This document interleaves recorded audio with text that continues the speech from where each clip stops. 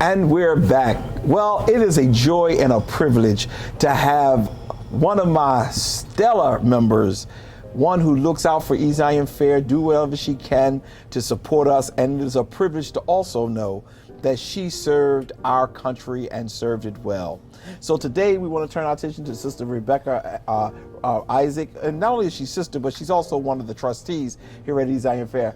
Trustee Isaac, how are you today? I am very well, thank you. It is a privilege and an honor to have you with me today.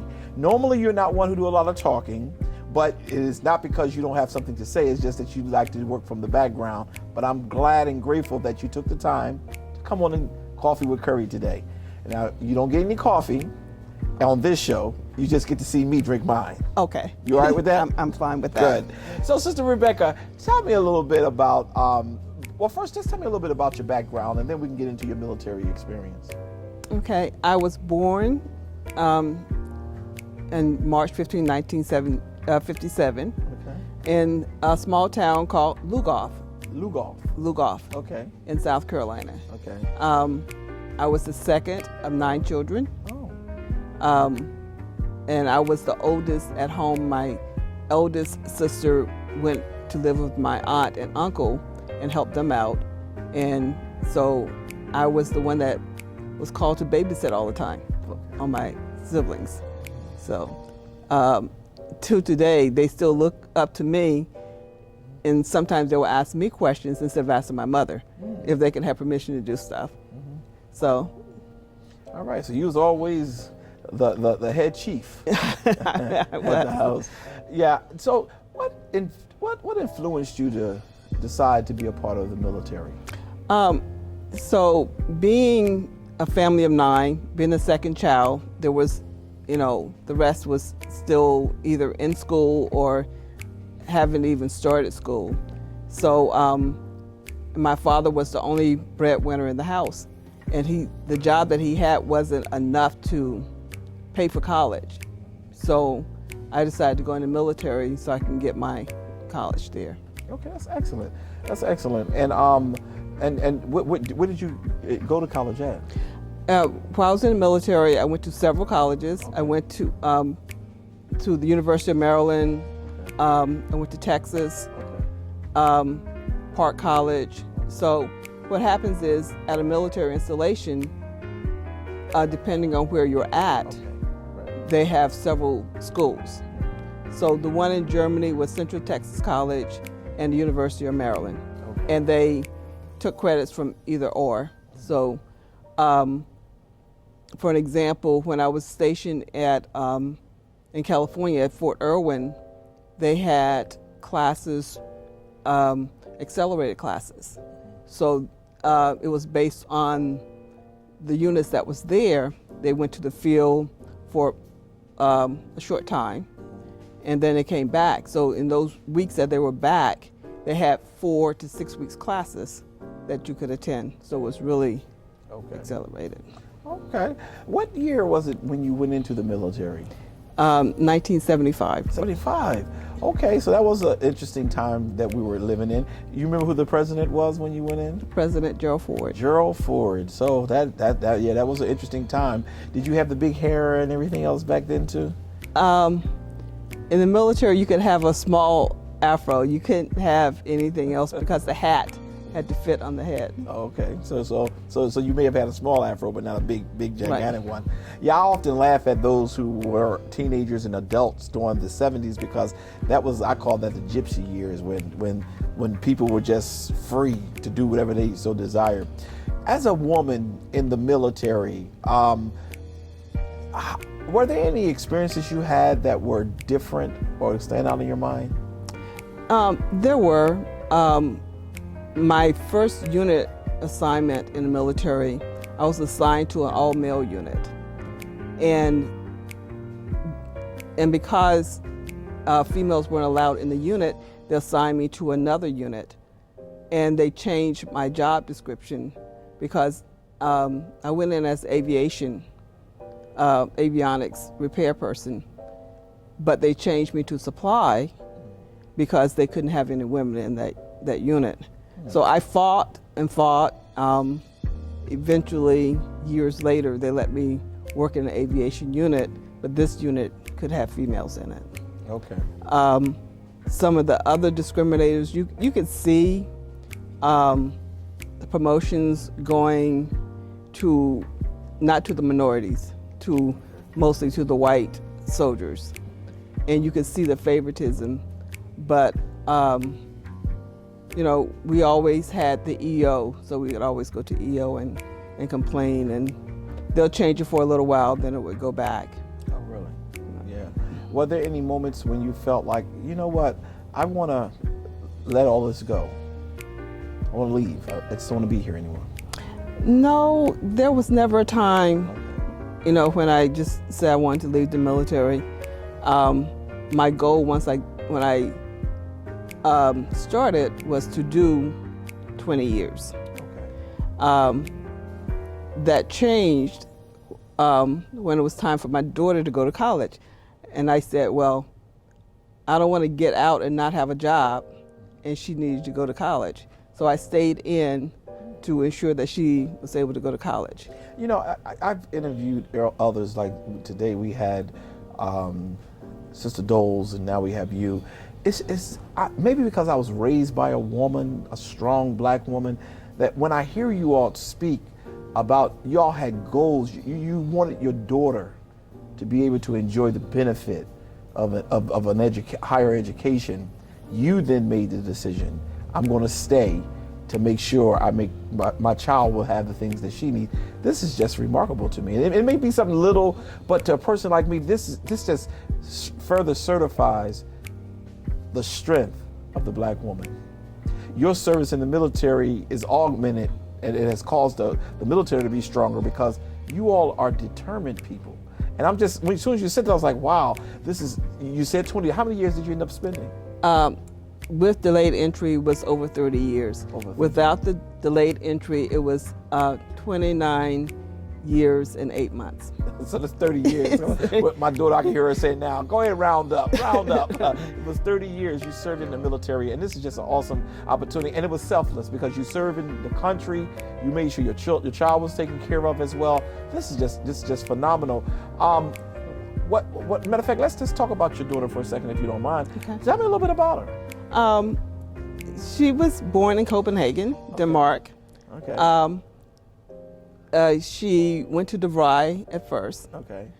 And after, I think it was in the 90s, 1990, she decided to work in a doctor's office instead of using what she learned at DeVry.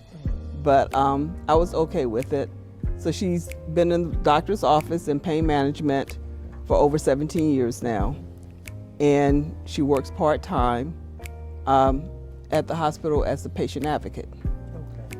And currently she's going back to school to get a nursing degree. Okay. So she's doing very well. She is. Yeah, and as a member of Isaiah Fair, you have proven time after time that when we need something, you're right there. And you're able to get us things that we need. We had an emergency at one point. We needed some supplies to keep the place sanitized, and you were able to find those supplies and get them for us. And we're very, very grateful for that and that as well.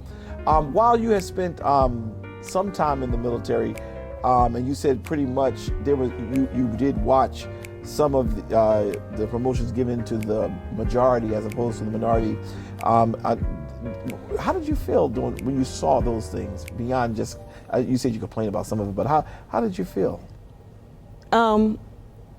I guess just growing up in South Carolina and seeing some of that stuff with the racism there, I just knew that I had to do more. And the Army didn't look at women the same way they looked at men, for a long time. And you just had to work harder to prove yourself that I can do this, just as well as this man can do what he's doing. And I can do this as well as a white person could do the job. So it was just an attitude that you had to take, or you had to just push yourself to be better than the next person. Yeah. Now, I did hear you share another one of the goals was to help yourself get into college. Is one of the reasons why you decided to go into the military. But is any of your other brothers and sisters or anybody else was a part of the military? Yes. So during the Gulf War, Okay. Myself, my sister Shirley, Okay. my brother James, Okay. and my sister Shirley's husband Derek were all at the Gulf War at the same time. Oh wow. So at the time, we were all stationed in Germany, and my mom was in Germany as well because in 1988, my father transitioned. So, and we said, someone has to take care of mom. So my sister said, well, I'll take care of her, because she had just had a baby, and she says, Mom can help me with the baby. Mm-hmm. So my mom went to Germany, and so during the Gulf War, we had to send my mom, a young baby, a toddler, and my daughter back to South Carolina because they couldn't stay in Germany, by themselves. Mm-hmm. So I think when we came back from the Gulf War, I was the last one to come back. And they sent us to Germany, and from Germany, I got sent to California. Okay. So is mom still around? My mom is 85 years old. Oh, wow. She'll be up this year for Thanksgiving to visit me for the first time for Thanksgiving. Oh, really? So mom is 85. She's still doing, and you're a South Carolinian. So we know that there's a close niche to the family. Mm-hmm. I heard that you all built some things and put some things together. Is that true? Yes. When the house that my mother and father lived in, and we grew up in, we gave that to my cousin, so he made a garage out of it. And the other house that they lived in was a trailer. So my brother took the trailer and moved it to another location. But this year, 4 of us decided to pull our money together and build a house in South Carolina on the family land. And we did that. We converted the garage to 2 bedrooms, and we have a 5-bedroom, 3-bathroom house that the family can go visit anytime. Wow. See, this is the spirit of strength. You all put your monies together, decided we're gonna keep our property. You done built a home on it. Now you ain't got to pay for a motel when you go back home. Right. Now is mom still living there? My mom stays with my sister in Georgia. Okay. In Georgia. Mm-hmm. Okay. So the 4 of us that built the house, one lives in Texas, one lives in New York. I'm here, and my sister lives in Georgia. So there's no one at the house at this time. Okay. So you have a code to go in the house anytime you feel like it. Okay. So how do y'all? I guess it's a brand new house. There's no repairs needed right now. Right. Okay, that's awesome. So, speaking of repairs, so what we're doing every month, there's a monthly note per se as far as utilities and whatever repairs. So we decided to put like $200 a month into a bank account. So if anything comes up, we've got the money to do repairs with the house. It's amazing how you can take a little and do a lot. You shared how even the home that your parents raised you all in, it had to be small because you said your brother, your cousin, or somebody turned it into a garage. Right. But someone taught y'all stick together and save your nickels, because you all were able to go back and not build a home so y'all could live in, but a home that y'all can always call home. That's remarkable. Yeah. Well, we came from having 9 children and 1 person working. We were poor. So during our time of growing up, we had a lot of hand-me-downs from other people. People helped us. It was like a community, a family. And people in the community would help us out all the time. So now when we go home, if they need something, we help them. If someone, in the neighborhood, if someone transitions or anything, we're always there to send something to the family, or whatnot. Oh, that's awesome. So you were able to give, and that's a good example of how God has blessed you to get through poverty, and yet you go back and you give to those who may be in need. But honestly, even though y'all may not have had a lot of money, y'all were rich in culture, you were rich in family, and rich in love, because it shows. It shows. I don't care what you sign your hand to do, whether it be here at Zion Fair or wherever, you have always left us with a smile. And we are very appreciative of that, because you're not one who like to be in the front. You're not one of those people who want to say my name, make sure everybody know I do this. You show up. I remember you just got your new truck. It's funny because when I saw your truck, I said, "What is she doing with a pickup?"